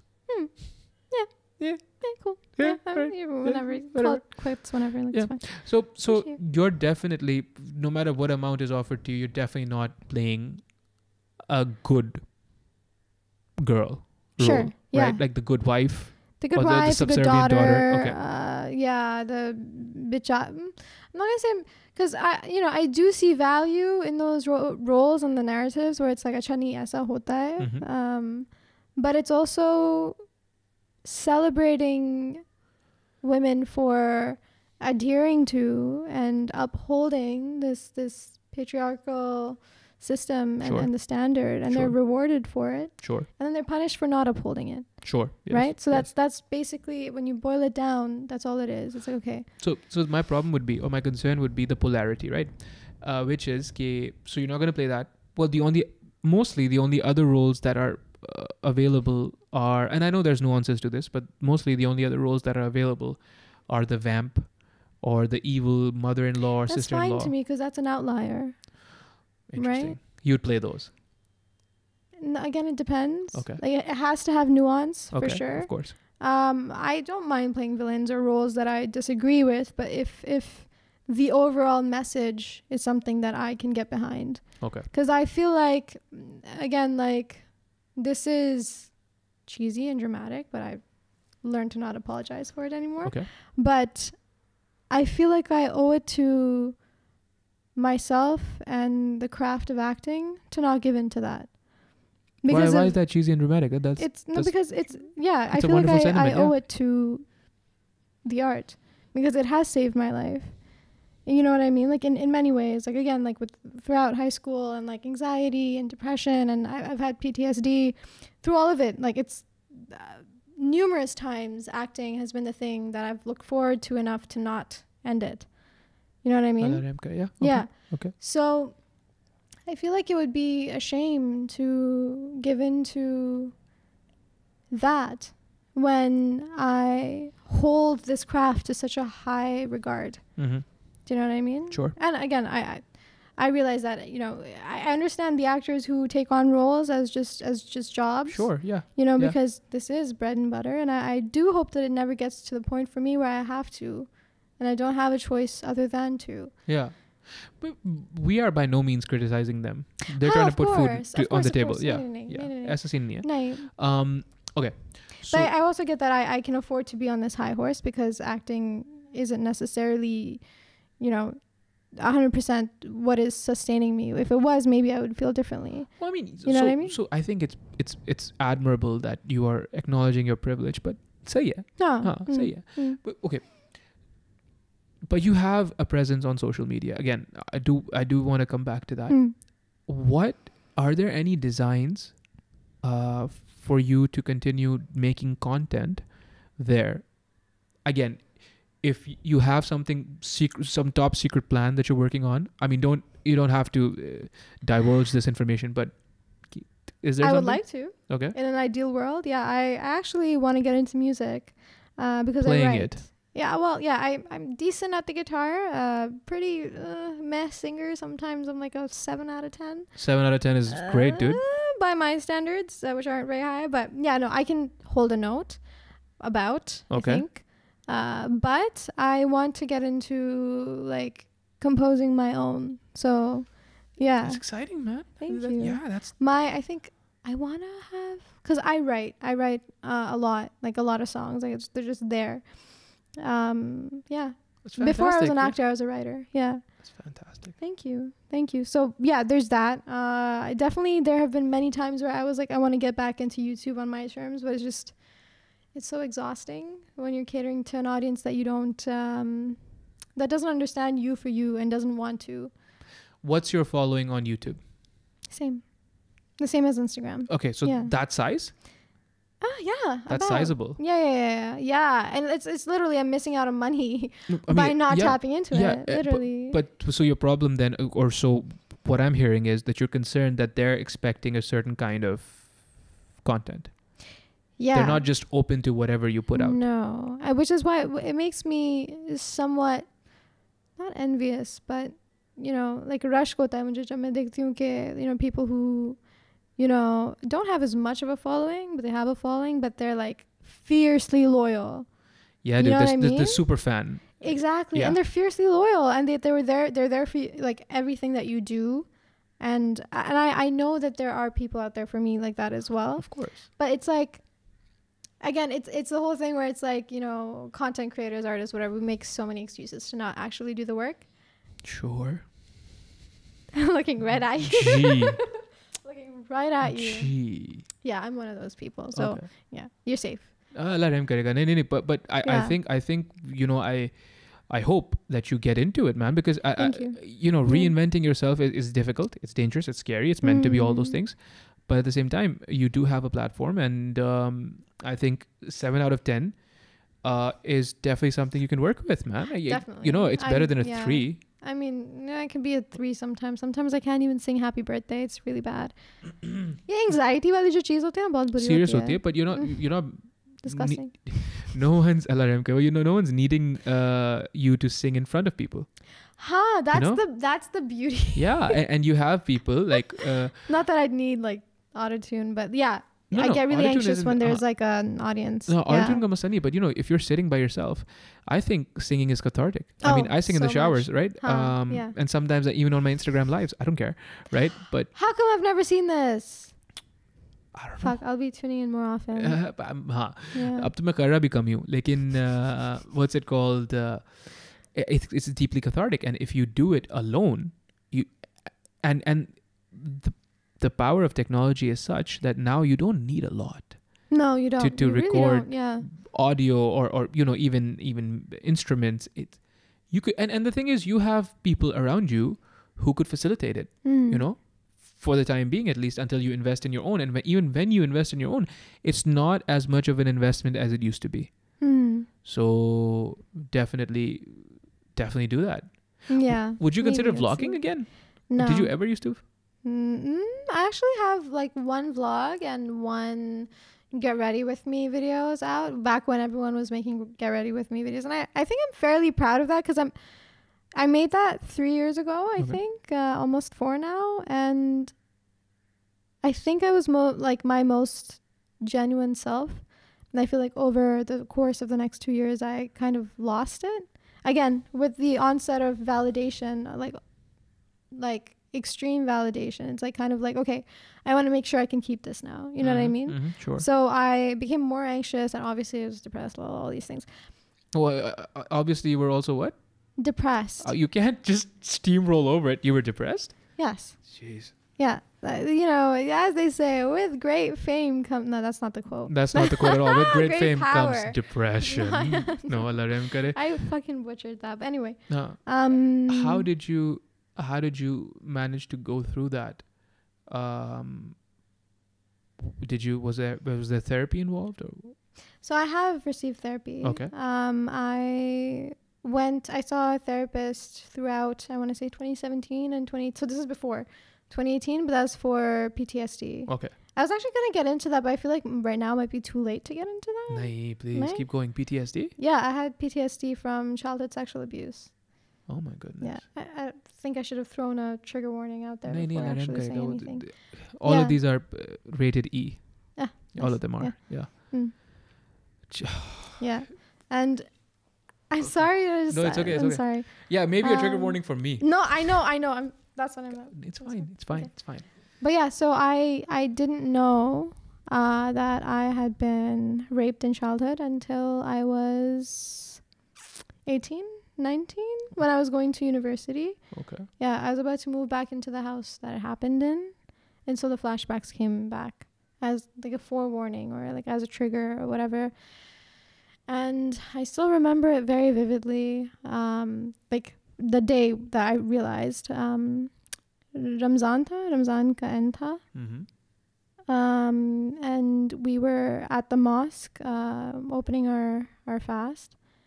And I just like randomly to my sister, and it was the awkwardest, weirdest moment ever. I was like, I think something happened in that house. Something happened to me. She's like, the fuck do you mean? What happened to you in that house? I was like, I don't know. And I felt extremely embarrassed, and I didn't know why I said that. There was no reason for me to say that. So I get in the car and I Google symptoms of childhood sexual abuse in adults. And that returned such a harrowing list of things that I've always experienced. Yeah. And it's like suddenly every mental, emotional, physical problem I had made sense. And it was right there in that list. And I was just shaking. And that night I had dreams and I had body memories. I think I still don't know exactly what age it happened. I think it was like 5. Oh my God. Yeah. So yeah, it's when it happens at such a young age, your brain kind of shuts itself off from that Represses it. Yeah, exactly. You know, you studied it. So yeah, it was very weird because I had these images like plastered at the back of my mind that, okay, these things made me uncomfortable about this person, but I had never actively addressed it. And I didn't know the extent of it. It's only when I got into therapy that we did guided hypnosis, etc., to get it out. And yeah, it's really, I think the experience of it, like going, like when you get older, is the reason why it's so soul crushing, is because you never know for sure if it happened or not. Like you're never really able to affirm it to yourself. And even though if I'm able to say how it happened, me saying, okay, no, it didn't, is also a defense mechanism, because it's hard for me to admit that this is the body that went through that. Well, that, and also the stigma around such things where you're constantly bombarded with imperatives where it's shameful to admit or to even express. Like, you know, I'm over here freaking out because, like, so of course I know it happens, you know? So part of me is obviously sad that it happened to you because I care for you, right? But then there's also another part that's so proud of you for being brave. Now, why are you being brave though? You know, what's that? It's something that happened to you. It's the truth. And you've just spoken about it. And yet you're being brave. You're being brave because societally it's unacceptable. It's unacceptable. There's something wrong with you if this happened to you. And that's where victim blaming comes in, right? Yes, 100%. It happened to you. You had nothing to do with it, you know? And why is it then that you don't get to talk about it? It's your trauma. Very true. Yes. You know? It's weird because I've had quite the journey since my first flashbacks and since therapy of coming to terms with it. First the whole denial phase, and then, you know, the pain, the depression, and experiencing the PTSD, because again, whenever you get flashbacks, the experience of PTSD comes back because your brain never really properly dealt with it. So all that aside, and then the acceptance, and then the oversaturation, I feel. So basically, and I think it's good that I did, but I started talking about it online in 2017. I made a thread on Twitter, and I knew the numbers. I just didn't know it happened to other people that I would know. And I put that thread out there, and I had like a small following at that point. Immediately, like 10, 15 people reached out to me and said, oh my God, like, I've never told anyone, but this happened to me too. And I never knew there was anyone else like me. And they would tell me their story, and it would be almost identical to mine. Shit, man. And we never know because no one ever talks about it. It's crazy how similar almost all of these stories are. And it's not bound by, कि अच्छा ये, you know, Pakistan में होता है, या कहीं और होता है, Canada में हर जगह होता है. Yeah. Like, unfortunately, pedophilia is everywhere. Yeah. right? And it's extremely insidious, and it goes by completely unnoticed. Yeah, and it breaks you. It definitely does. fractures you, you know? Yeah. Wow. Yeah. So it's whoever did it, were they caught? No. So when you Yeah. so when you start speaking about it, Yeah. so if it's online, Yeah. obviously your family sees So it. here's the thing. Like, because it was so long ago and there's no, well, that's not true. I even lost my train of thought. I don't know what I was going to say. Well, what did you say before? Well, I asked you, you put it online, right? So it's public domain now. So it's not black and white. That's the thing. That's Mhm. the thing. So unless I'm willing to disclose who it was and I'm willing to go to the police about it, no one can say or do anything. Okay, but how Other than my therapist, who I never actually ended up telling who it was. Okay. How did your family respond to you putting this information out there? They didn't find out immediately. I had told my mother right when I started having flashbacks, and at first she was very like really forthcoming. She was really like, comforting about it. She said, this is common. This happens more often than you think. I speak to a therapist and I'm going to make sure you do too. Mm-hmm. But we were going through a rough time at the time with our family, and a couple of days later she forgot about it and she was like, nahi bas tum namaz padho aur ye karo wo karo, tum apni tabiyat behtar karo and sab sahi ho jayega. What else, no one can help you out of this. So it was like, okay. And it's weird because we have this perception of our caretakers, of our parents, this are black or white, this is how they're going to react. When I was telling my dad, I was very afraid of one of two things. I was like, okay, either he's going to call me a liar and kick me out of the house, or he's going to go and kill that guy. Because as most cases, it was someone in the family. Yeah. So he did neither. He didn't react. He just didn't react at all. And then it was never really spoken of. You know what I mean? I think that's more heartbreaking than either or. Yeah, I think that's just his... If I were to explain it, I don't mean to explain it, right? But if I were to... No, I get it. Yeah. I do. That's just him trying to... process it. Just stay sane, right? And as men, you're not allowed to really show much emotion in the face of... No, he can't break, especially in front of his own daughter. Mm-hmm. That's insane. Mm-hmm. That's ridiculous. I'm being sarcastic. But what's it? Right. Oh, shit. Okay. But anyways, so you did the therapy, right? And that obviously helped. You started talking to people online. Yes. So I was on that. I started talking to people online, and then I formed a bit of a community online. But then there was the oversaturation, where that's all I would talk about, and that's all I would think about. And I think I was helping myself and helping other people to a certain point, where that became my only identity. Online and in person. For me, I was like, you know what? It's enough to me that I survived this, and that's it. I don't care if I do anything else in my life. I don't care if I'm a terrible person to the people around me, because there's no way anyone can go through anything worse than I have. I had this like extremely toxic like victim mentality. Okay. How old were you at this point? 18, 19? No. I was 21. Yeah. Okay, wow. Okay. Well, not much further than 18, 19. I was like 21.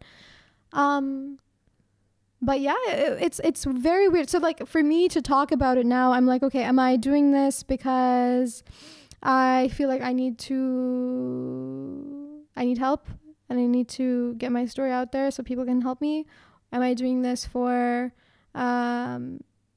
because I feel like I'm at a further point of healing where I feel like my story could help other people? Am I doing this for validation? Am I doing this for the clout? Am I doing this for this, that?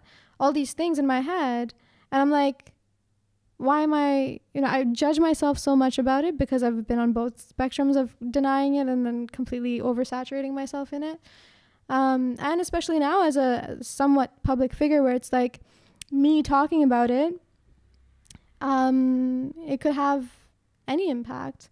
It could impact my opportunities in a either positive way or a negative way. It could make people stereotype me. It could do anything. Sure. Maybe I could even fall back into that weird victim place where I was before, where it's like, I don't want people's sympathies. I really don't. Allah nahi karega aisa hoga.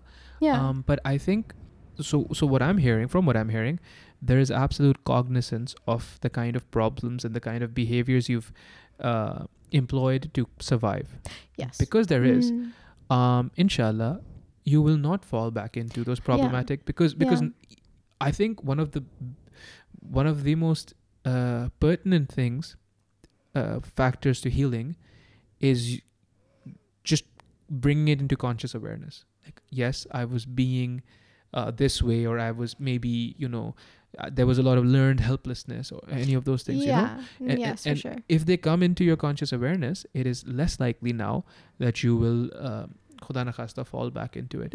And I was saying before the podcast even, and I didn't know this back then, you made it here, dude. Like, how could you not be proud of yourself? I don't understand. Ajeeb sense hai? Do you need me to explain this to you? Or someone? I don't know. But alhamdulillah, dude, that's powerful. It is.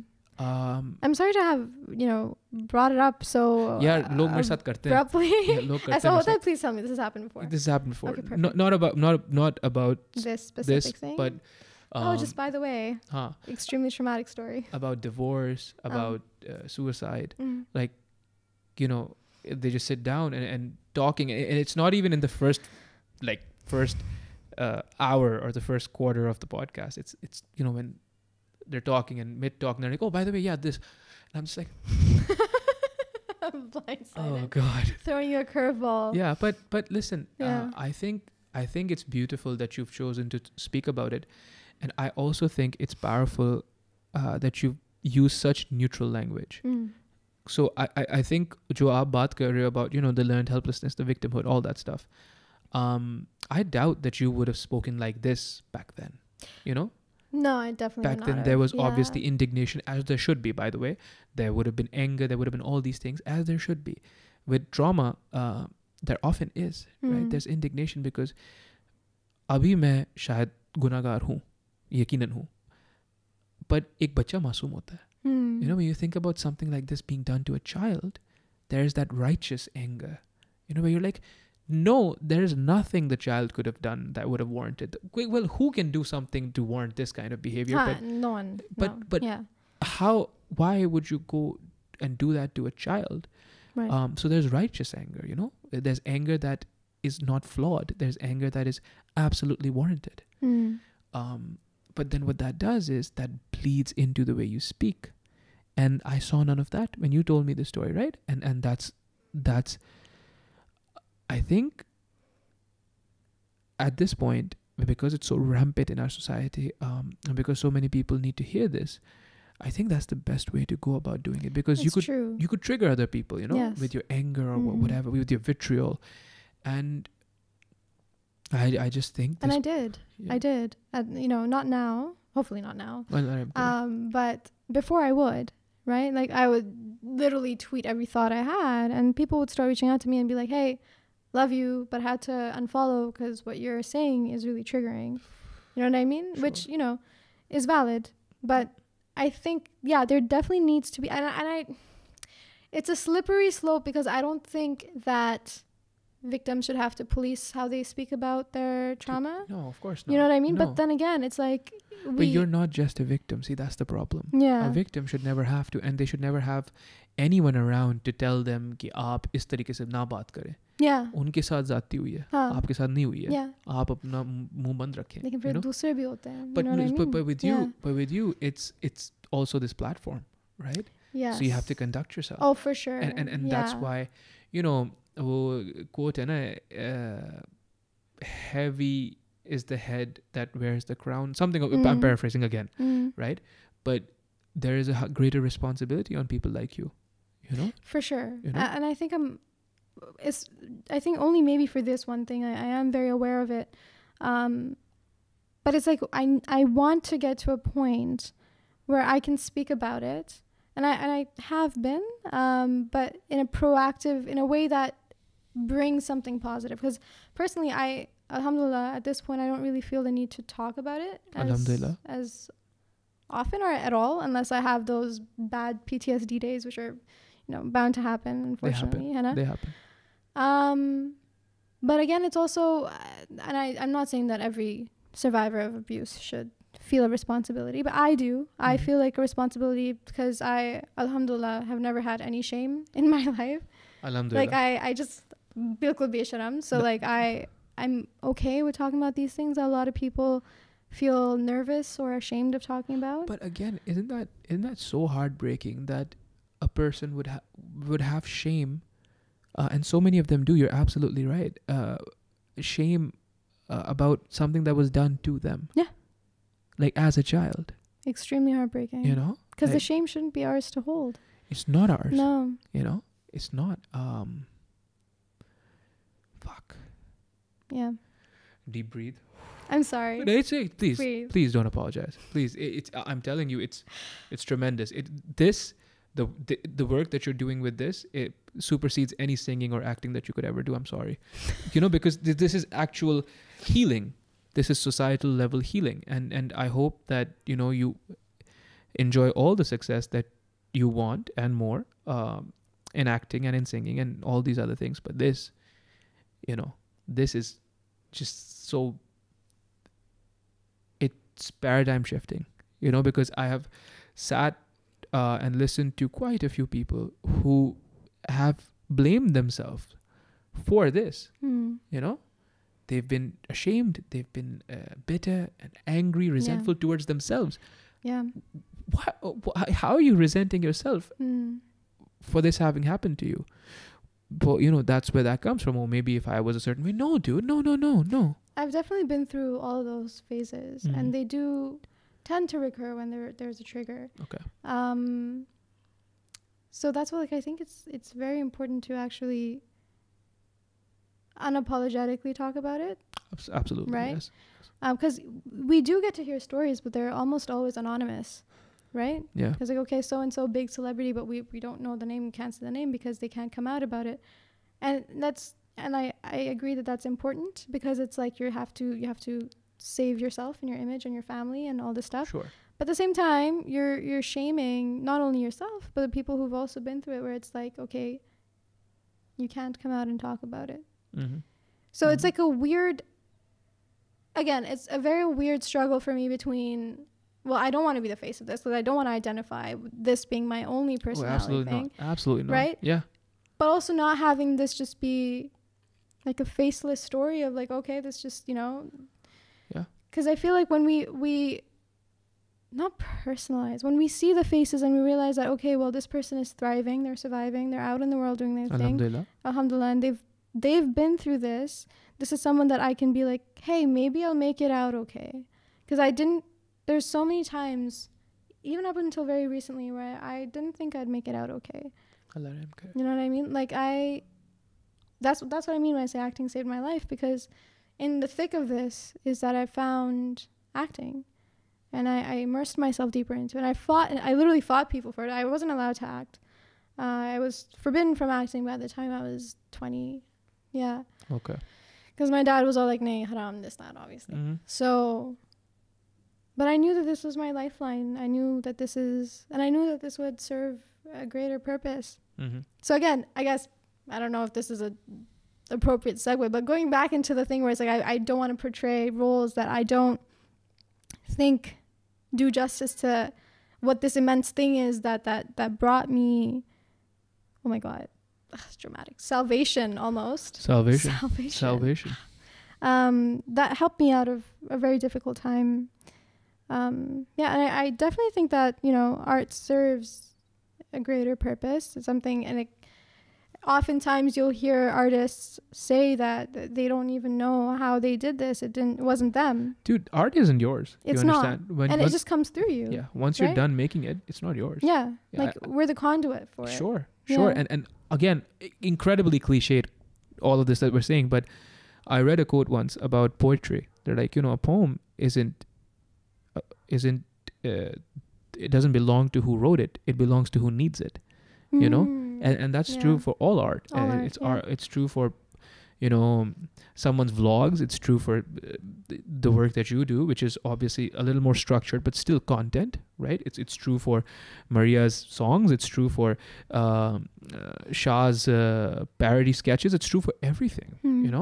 You don't understand the gravity of your decisions until you come face to face with some of these people. Like, I have heard repeatedly Hamza bhai or Irfan bhai tell me stories about, or Shahzad even tell me stories about people that were incredibly depressed, and they didn't know to seek help. यहाँ पे ये stigma भी तो है ना कि तू पागल है क्या? Yeah. हाँ हूँ, and I want to get better. Or maybe don't call me pagal. Whichever one, whatever your response is, it's valid. But they've told me multiple stories where people would just get in touch and be like, you saved my life. Your content saved my life. Because it's not their content. It's not Irfan Janeja's video once he puts it out. It's mine if I need it. Yeah. So it's not your song or it's not your play or what have you. It's mine if I need it. Exactly. And that's powerful. That connects. And one isn't greater than the other. Sciences aren't greater than the arts or any of those things. But it's just everything serves a purpose. But you need to be cognizant about what the purpose is. It's not just getting you rich, right? And if you act in bad faith, here's the problem. If you act in bad faith and you become willfully ignorant of the purpose of your art, that doesn't mean it's going to stop affecting people. Right. It'll stop affecting you, but not them. Yeah. Maybe you'll, turn away, look the other side, whatever. But that doesn't mean it's not going to affect people negatively even. Jo wahi wali baat hai, the good girl, the good daughter, the good housewife, whatever, if it's propagated over and over and over again and done to perfection, because some of these people are great actors. Of course, yeah. You get a generation of women who think it's all right if they get beaten up because that's their role. Yeah. It's a standard, right? Yeah. That's exactly it. And then again, the image that these women have is what their roles are, and it serves them to a certain degree, certain point, until they step away from it. Sure. Right? There's so many actresses that have only ever played good girls, obviously, because mashallah, very pretty, and only the fair-skinned patinaak waliyan get, of course, those roles. As soon as they decide to venture out with their style or with their aesthetic or, even their persona, they're immediately vilified. Yeah. Even as much as cutting their hair. Can't do that. Yeah. Can't get pregnant, can't cut hair, can't gain weight, can't lose weight, can't lose weight. Exactly. Can't wear pants, can't not wear pants, can't smoke.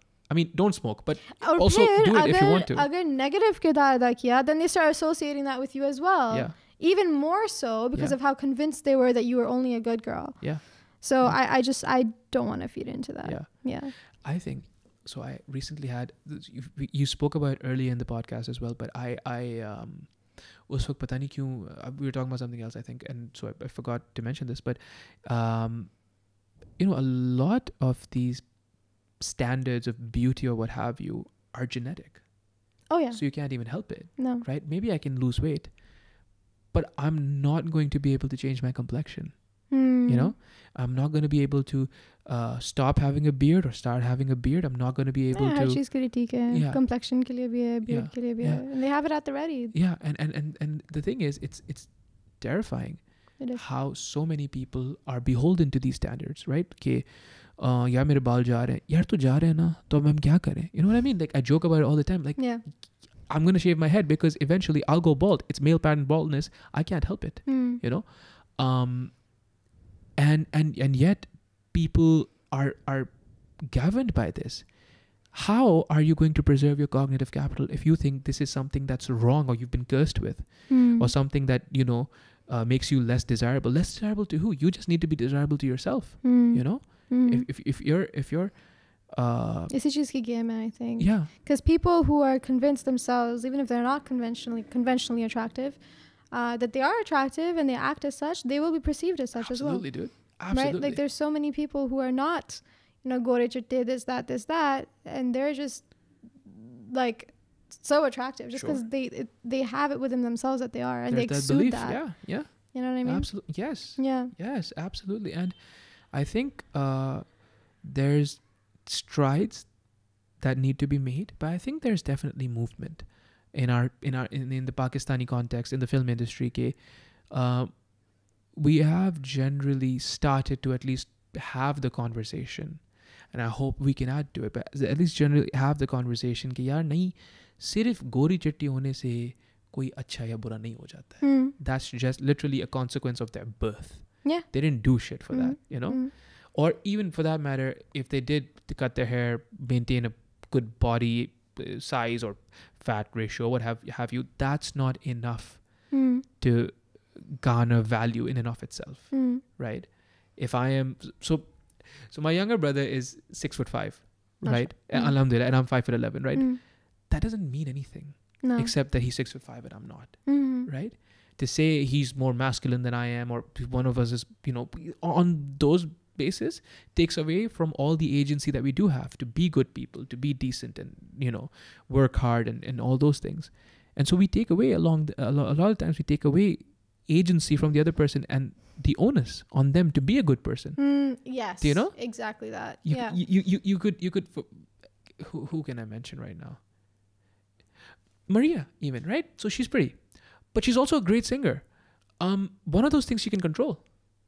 Guess which one, right? I mean, why you need to, but if you just keep focusing on the fact that she's pretty, well, then you'll never, first off, appreciate her for her hard work, which is the singing, right? Right. But also, you'll never give her the incentive. Now, obviously, I don't know her, but I'm assuming she's self-driven, and so she's amazing. But this is not a problem, right, for her. But for a lot of people, they don't get the incentive to work harder because they're like, okay, so ye chal raha hai na, chalao. That's why they say, you know, people who don't meet the standard are funnier, better people, this and that, this, that.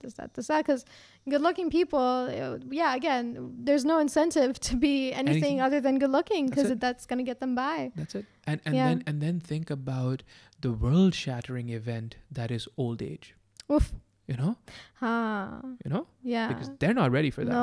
No, they're just like, not. Well, what? So all of a sudden I'm not desirable, but you were never desirable. You were meeting a standard. But I wonder if it even comes into their consciousness that that's why they're being treated well. Probably not. No. Yeah. So they probably wouldn't. I don't think it would affect them as much. Unless they start noticing the lack of interest and all this stuff. So they do, na? Roles nahi milte and all those things. Yeah, true. You know? Yeah. Aging is just not a process anymore. It's not a process. You shouldn't age. You never see it. Yeah. You're just born and then you die. Yeah, that's it. That's it. There's no ugly phase anymore. How fucking annoying is that? Dude, I'm still in my ugly phase. What are you talking about? What are you? No, you're not. You're not. No, but what I'm saying is, dude, imagine, think about narcissism for a minute. I refer to myself in third person. Allah Rahim Kare. But yeah, dude, absolutely. The teenagers, all the pimples and the acne and all that stuff, that's not supposed to be a thing anymore. No. You know, because... there's no ugly, awkward, you know, outfits and this and that. No. They're all fashion conscious. They know how to take... They know how to take care of their skin, their face, their hair, everything. And I'm just like, screw you. It's not even like, oh, you know, they really should have an ugly face. I don't, you know, good for them. No, yeah. But before, I'm going to say in our time, in our time. Age both of us. Yeah. In our times. It would humble us. It was like, you know, okay, I'm a nice person because I used to be ugly. You know what I mean? They don't have that. Who's gonna put them in place? Nobody. I hope I'm dead before that. But what's it called? No, that's definitely something. I think adversity is important. And though I pray to God that no one goes through what, you know, you've gone through or what I've gone through. ऐसा नहीं किसी के लिए बोलना चाहिए, but I think it definitely anchors you into all the right things, I think, that you need to go through life. Right. You know? I think adversity or at the very least, है ना हज़रत अली रज़ी अल्लाह का call है अपने इरादों को टूटने, I'm paraphrasing, अल्लाह मुझे माफ़ करे, पर अपने इरादों को टूटने मैंने खुदा को पहचाना. Yeah. Right? Think about who's talking. Think about what he's saying. It's just, how does that not blow your mind?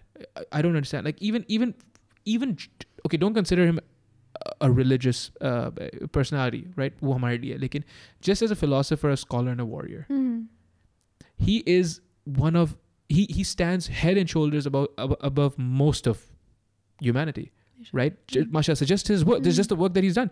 It's not complicated, you know? And for him to say that. Yeah, for him to say that, it's ridiculous, right? And also, obviously, yahan pe log aage bolenge, but Hazrat Umar and then Hazrat Abu Bakr, I'm not, no, all of them have said things of that sort, right? There's that beautiful quote by Hazrat Umar where he was where he was asked, you know, what is the state of your faith? Think about this existentially though, right? Even if you just take the religion out of it, he's like, the state of my faith, again paraphrasing, is that if there was one person to be punished on the day of judgment, I would think it was me. One person. No one else in all of humanity were to be punished. Just one person. It would terrify me that would be me. And if there was one person who was to be forgiven, I'd be hopeful that was me as well. Think about what this person is saying. You know, aap baith jate ho bhai, you know, who's better, who's aapki auqat hi nahi hai. Exactly. You know, just consider what's being said. And you know, I don't even want to go towards what's happened recently in Sialkot, but you know, like, think about where we come from. Think about who these people were. Think about who I'm just saying this. Think about who the blasphemy law is based on. Wo jo the sallallahu alaihi wasallam. It's so deeply ironic, and it's so sad. Like, he would have never stood for something never like ever. this. Never ever, dude. I'm not a scholar. I can say this with 100% guarantee that this is not what he wanted. No. This is not what he wanted for us. You know? But yeah, and you know, also the terrifying reality of this society where you and I, we have so much to say about it. We'll maybe say it after the cameras are off, but we won't. You can't talk about it like this. You know, and it's just, most of it is just hurt that we would want to express. Ki, yaar, kaise ho gaya? And you know, it was caught on video and all these things. It's so disturbing. But, you know, societally speaking, we're not allowed to process that in public. No. And that because again, we're at risk. Of course. Yeah. And that also is damage. Is that it's damage that needs to be processed. Nahi to we'll just never figure out what happened. And stuff like this will continue to happen. Yeah, you know? it continues the cycle. It keeps going. There's no way to stop it unless, you know, you speak up, but you're putting yourself at risk. Absolutely are. Not even yourself, your family, people around you, your loved ones. And, you know, I've become averse to that because there was a time when I used to think, yaar, you should go out for a good cause, and you should, inshallah. But at the same time, I've just seen too many people go out and it not mean a thing. You know? So for me, there's also that consideration कि यार आप ठीक है, पर किसी के कान पे जूं भी नहीं रेंगती है. You know? Yeah, like at that point, it's just like, what's it called? What's that thing where it's like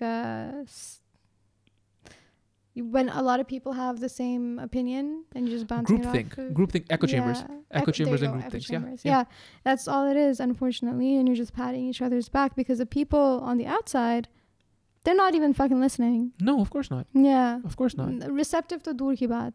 No. They know not to listen to you. Yeah, again, we've heard this cliched to death. We've heard these cliches to death where, you know, don't judge a book by its cover. But if they see you or if they see me, they've already decided I'm going to hell. Exactly. You know? Yeah. But they'll never listen. You know, it's more damaging than that because it's like, it's not even about just going to hell because they can think whatever the fuck they want as far as I'm concerned. But it's like deciding if I'm deserving to live or not because of that. Yeah. You to hum log next bande ke bare mein sochte hain ye to jahannam hi hai, whatever. You know, I don't, you don't, I know you don't, but it's one of those things where it's like, yeah, people are allowed to have opinions whatever the hell they want, but why are you putting that onto someone else? Like, why are you hurting them over it? How do you get to decide? What kind of self-belief or what kind of belief at all does it take to feel so righteous in doing that? I don't know. Narcissism, societal narcissism, I think. Ye chahiye mujhe. I'm kidding. No, Allah maaf kare. That's yeah. Fuck. I really thought this would be a lighter podcast than this, huh? I'm so sorry. No, it's okay. Listen. I'm here for this, right? I'm here to have a conversation. But again, why did I see? That's the power of just having a positive mindset. I assumed, because of how you come across, कि हाँ सब set होगा ना, मतलब क्या बात ही करनी है, क्या मसला है, you know what I mean? And yeah, dude, I'm super proud of you. I think you'll do wonderful things in acting and also singing, but I do think you should start making YouTube videos again. I think that'll be cool. And then, you know, maybe I could be featured as a villain in one of them. Shave my head. I'm stuck on that. Yeah, you know, I'll write you into something. Thank you. Appreciate it. I'll grow my beard out for you. I'll do that. Lose 10 Thank kilos for the role. You don't need that. Method. Method. Always method. The machinist. Sure. Matlab, not to that level. So beach mein, so I lost the weight pretty quick because intermittent fasting and caloric deficits, right? Yeah. बीच में थोड़ा मुझे ऐसे लग रहा था कि यार मैंने शायद थोड़ा ज़्यादा कर दिया है. You know, maybe this is too much. I'm trying to get to that. Ugh. Trying to get to what? You're fine. No, I'm trying to get to that point where I'm like, oh, maybe I lost a little too. Well, it's problematic. But you know, what are you doing? After all this positivity, यार actually मुझे अपना जिस्म अच्छा नहीं लगता. What's going on here? But yeah, I mean, like, to put it into context, how you feel about your body, and I'm sure how everyone else feels about theirs, is like you always think that there's something to change. Of course. And you don't feel like you're worthy for something until that change comes. Sure. But we are worthy and enough as we are, 100%. no matter what parameters we set. 100%. And that's interesting because like when I started like thinking about that, when I started reading that, I was like, it's so interesting. We say, okay, when we lose 10 kgs, 10 pounds, whatever, we X think amount. that, okay, I'm going to wear that dress. I'm going to go to this place. I'm going to take that picture. I'm going to go vacation, this, that. Yeah. When I get that. See, never thinking you're worthy as you are. So see, that's a great goal to have. That's a great goal to have, but that's all it is. It can't govern your life. You can't stop living. You need to live right now. And but we often do though. Of course. But work towards it. Sure. That's great. Work towards that. Work towards greater mastery in whatever your craft is, towards excellence. But don't, like, this is not a dress rehearsal. You know what I mean? Like, yeah. This is it. It's going. Yeah. It's going today. Right now, we're going. We're never getting this day back. That's so true. You know? That's going to lead into another conversation. Were you trying to end the podcast? I'm not trying to end anything. I thought you were. I thought it was like, okay, Nate, I was going to say, it's true because even when it comes down to living life day to day, we think that we're building towards something that will come. Yeah. And then that will be the destination. Yeah.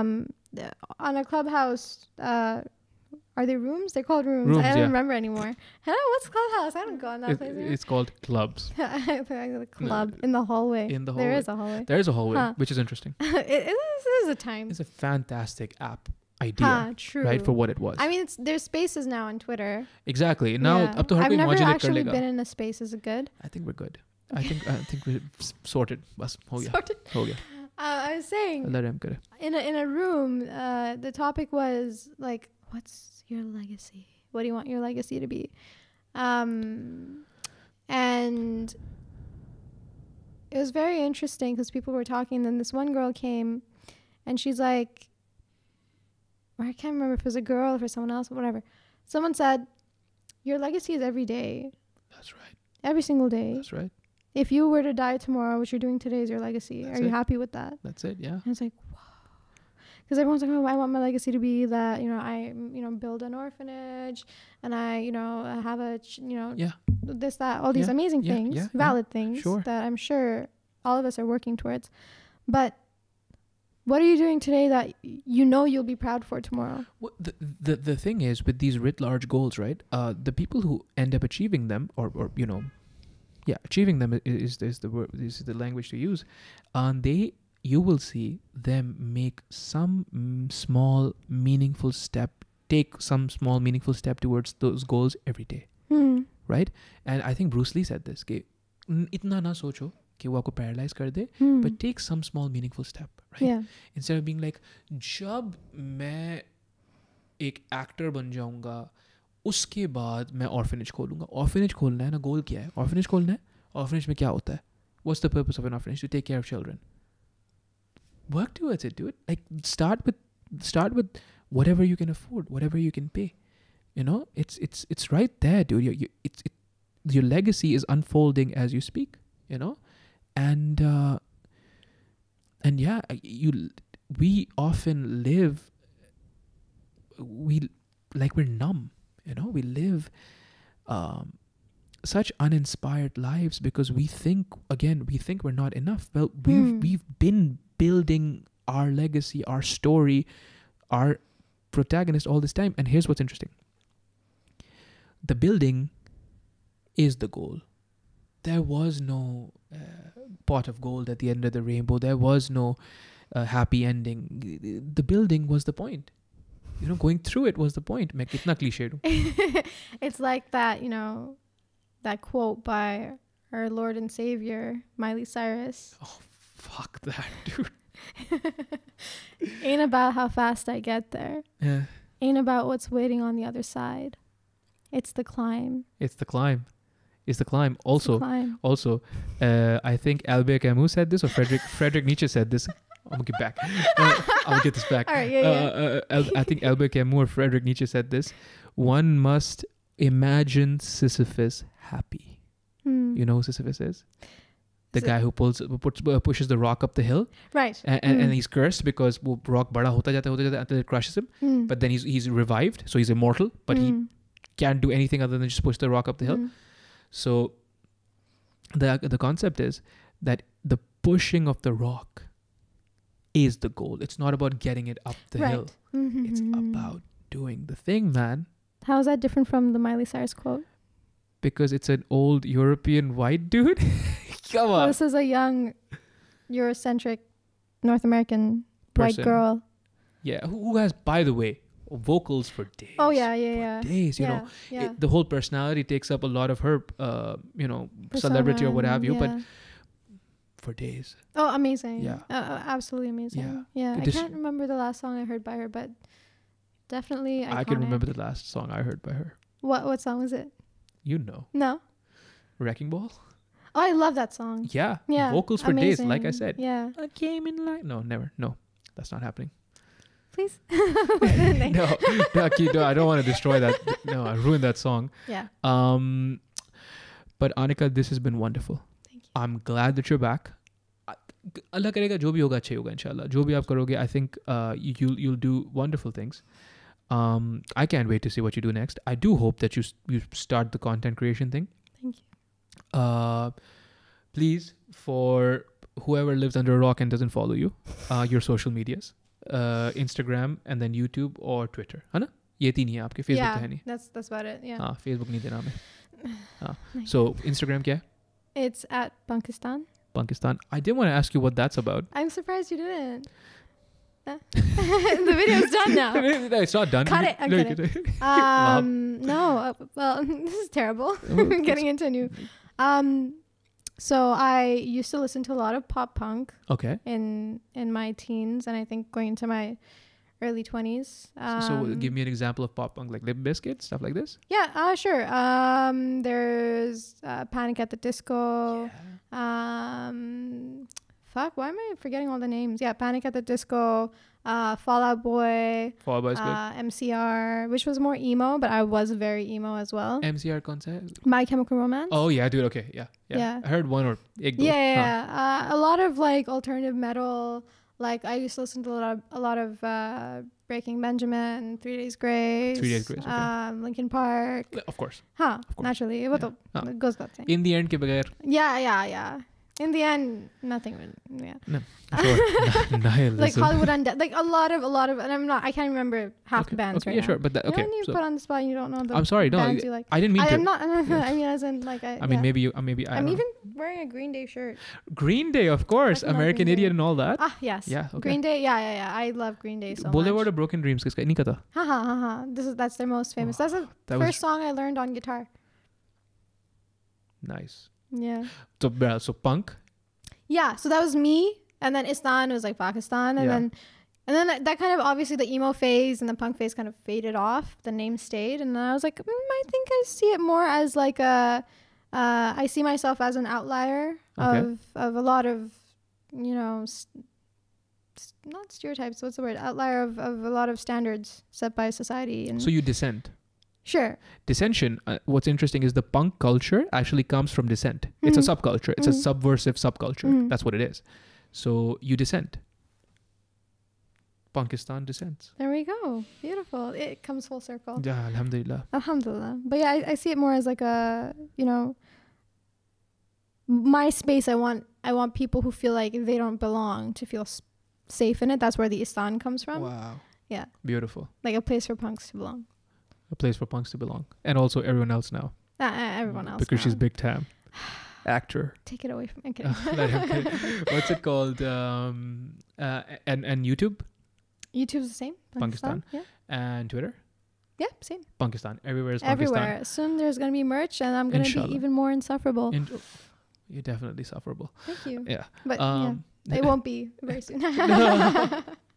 Allah Rahim Karega. So, again, wonderful. Whenever you have time next, whenever you want to come back, I would love to have you. And obviously, Kazi को इजाज़त दें, Anika को अब जाने का. Anika ko jaane ka. I needed that. I know you did.